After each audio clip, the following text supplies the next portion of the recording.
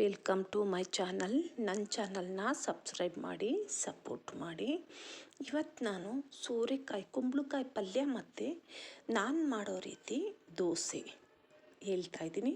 1 ಪಾವ್ ಅಕ್ಕಿ, 1 ಪಾವಲ್ಲಿ 1/4 ಭಾಗ ಉದ್ದಿನಬೇಳೆ, 2 ಸ್ಪೂನ್ ಮೆಂತ್ಯ, 2 ಸ್ಪೂನ್ ಕಡಲೆಬೇಳೆ ಇಷ್ಟನ್ನು ಹಾಕಿ ನುಣ್ಣಗೆ ರುಬ್ಬಬೇಕು. ರುಬ್ಬಬೇಕಾದ್ರೆ ಲಾಸ್ಟಿಗೆ ನೀವು 2 ಸ್ಪೂನ್ ಮೈದಾನ ಹಾಕಿ ನೀರು ಹಾಕಿ ಸ್ವಲ್ಪ ರುಬ್ಬಿಟ್ಟು ಮಿಕ್ಸ್ ಮಾಡಿ ಉಪ್ಪಾಕಿ ಇಟ್ಬಿಡಿ. ಆಯಿತಾ? ನೋಡಿ ಹೀಗೆ. ನೆಕ್ಸ್ಟು ಕುಂಬಳಕಾಯಿ ಪಲ್ಯ, ಎಣ್ಣೆ, ಈರುಳ್ಳಿ, ಮೆಣಸಿನ್ಕಾಯಿ, ಕರಿಬೇವು ಇಷ್ಟು ಹಾಕಿ ನೆಕ್ಸ್ಟು ಅದು ಸ್ವಲ್ಪ ಬೆಂದಮೇಲೆ ಕುಂಬಳಕಾಯಿ ಮಿಕ್ಸ್ ಮಾಡಿ ಇದು ಸ್ವಲ್ಪ ನೀಟಾಗಿ ಫ್ರೈ ಆಗಬೇಕು. ಫಸ್ಟು ನೀವು ನೀರು ಹಾಕಬೇಡಿ, ಇದಕ್ಕೆ ಒಗ್ಗರಣೆಯಲ್ಲಿ ನೀಟಾಗಿ ಬೇಯಲಿ. ಇದು ನೀರು ಹಾಕೋಗಿಲ್ಲ, ಈ ಪಲ್ಯಕ್ಕೆ ನೀರು ಹಾಕೋಗಿಲ್ಲ. ನಿಮಗೆ ಬೇಕು ಅಂದರೆ ಇದರಲ್ಲಿ ಒಂದು ಸ್ವಲ್ಪ ಉಪ್ಪು ಮಿಕ್ಸ್ ಮಾಡಿ 2 ವಿಷಲ್ ಹಾಕಿಸ್ಬೋದು ನೀವು. ಬಟ್ ನಮಗೆ ತುಂಬ ಸ್ನ್ಯಾಶ್ ಆಗಬೇಕು, ಹಾಗಾಗಿ ನಾನು ಓಪನ್ನಾಗೆ ನಾವು ಮಾಡೋದು. ನೀವು ಬೇಕು ಅಂದರೆ 2 ವಿಷಲ್ ಹಾಕ್ಸಿ. ಆಯಿತಾ? ನೋಡಿ ಈಗ ದೋಸೆ ಕಲ್ಲಿದೆಯಲ್ಲ, ಅದಕ್ಕೆ ನಾನು ಸೀಸನಿಂಗ್ ಮಾಡ್ಕೊಳ್ತಾ ಇದ್ದೀನಿ. ಎಣ್ಣೆ ಹಾಕಿ ಕಬ್ಬಿಣದ ತವ ಇರುತ್ತಲ್ಲ, ಅದಕ್ಕೆ ನೀವು ಎಣ್ಣೆ ಹಾಕಿ ನೀಟಾಗಿ ಬಿಸಿ ಮಾಡಬೇಕು ಸ್ಟವ್ ಮೇಲಿಟ್ಟು. ಆವಾಗಷ್ಟೇ ದೋಸೆ ತುಂಬ ಚೆನ್ನಾಗಿ ಬರೋದು. ಮತ್ತು ತುಕ್ಕು ಹಿಡಿಯಲ್ಲ ತವ, ತುಂಬ ನೀಟಾಗಿರುತ್ತೆ.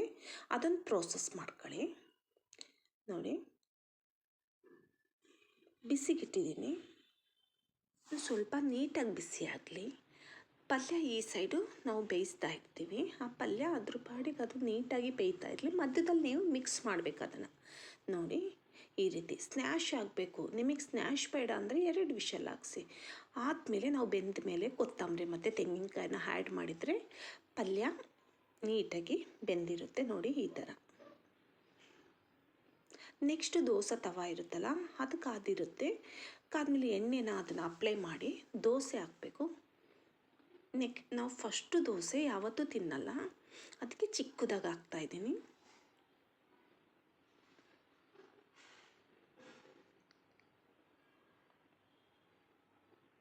ಉಪ್ಪು ಮತ್ತು ಒಂದು ಅರ್ಧ ಸ್ಪೂನ್ ಶುಗರ್ನ ಆ್ಯಡ್ ಮಾಡಿ ದೋಸೆ ಹಿಟ್ಟಿಗೆ. ಓಕೆ, ಬ್ಯಾಟರ್ಗೆ ನೀವು ಕರೆಕ್ಟಾಗಿ ನೀರಿನ ಹದ ಎಲ್ಲ ನೀಟಾಗಿ ನಿಮಗೆ ಹೇಗೆ ಬೇಕೋ ಆಗ ಆಲ್ಟ್ರೇಷನ್ ಮಾಡ್ಕೋಬೋದು ನಿಮಗೆ ದೋಸೆದು.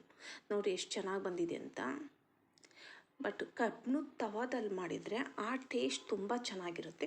ನಿಮಗೆ ಹೇಗೆ ಬೇಕು ಹಾಗೆ ಮಾಡ್ಕೋಬೋದು. ಮಸಾಲೆ ದೋಸೆ ಬೇಕು ಅಂದರೆ ಮಸಾಲೆ ದೋಸೆ ಮಾಡ್ಕೋಬೋದು, ಸಟ್ ದೋಸೆ ಬೇಕು ಅಂದರೆ ಸಟ್ ದೋಸೆನ ನೀವೀಗ ಹೇಗೆ ಬೇಕು ನೀವು ಹಾಗೆ ಇದು ಮಾಡ್ಬೋದು. ಎಣ್ಣೆ, ತುಪ್ಪ, ಬೆಣ್ಣೆ ಏನು ಬೇಕಾದರೂ ನೀವು ಹಾಕ್ಬೋದು ಅದ್ರ ಮೇಲೆ, ದೋಸೆ ಮೇಲೆ, ಯುವರ್ ಚಾಯ್ಸ್. ಓಕೆ, ಒಂದು ಸಲ ಈ ರೀತಿ ಮಾಡಿ ನೋಡಿ, ತುಂಬ ಚೆನ್ನಾಗಿರುತ್ತೆ. ಮಾಡಿಬಿಟ್ಟು ನೀವು ನನಗೆ ಕೇಳಬೇಕು ಹೇಗಿದೆ ಅಂತ.